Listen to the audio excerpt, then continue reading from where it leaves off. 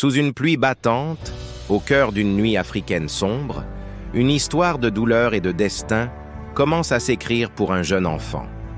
Maman marchait vite, sa main serrant celle de son fils. Ses yeux étaient remplis d'une détresse que seul le désespoir absolu peut engendrer. Je ne peux plus continuer ainsi.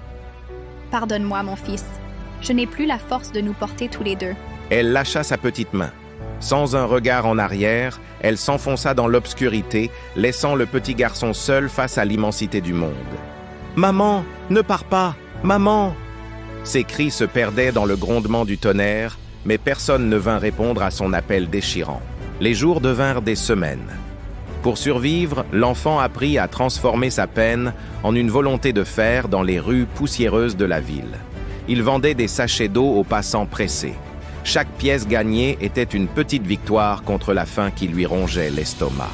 La nuit, son lit n'était que de simples cartons étalés sur le sol froid, à l'abri des regards indiscrets, sous les étoiles indifférentes. Un soir, alors qu'il fouillait les débris, il trouva un trésor inattendu, un vieux livre corné. C'était sa première fenêtre vers un autre monde.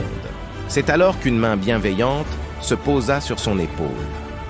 Un vieil homme sage l'observait, voyant en lui une étincelle que personne d'autre n'avait remarquée.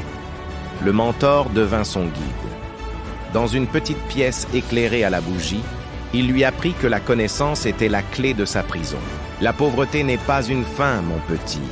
C'est simplement un point de départ. Ce que tu décides de construire aujourd'hui définira ton éternité. L'enfant prit une décision qui allait changer le cours de sa vie. Il ne serait plus une victime, mais l'architecte de son propre succès. 5 années de lutte acharnée commencèrent. Le jour, il travaillait dur.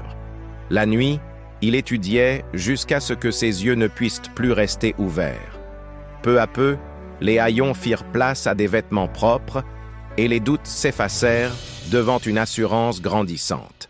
La métamorphose était en marche. L'enfant était devenu un homme. Un homme qui avait appris que le vrai pouvoir ne vient pas de ce que l'on possède, mais de ce que l'on surmonte. Il entra dans le monde des affaires avec la férocité de celui qui n'a plus rien à perdre.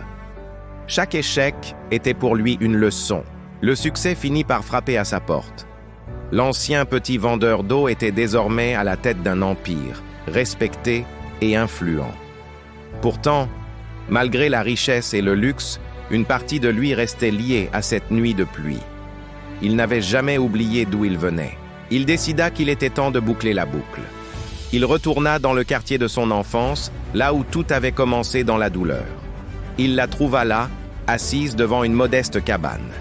Elle était affaiblie, vieillie par les années de regrets et de pauvreté persistante. Elle leva les yeux et reconnut immédiatement le regard de l'enfant qu'elle avait abandonné.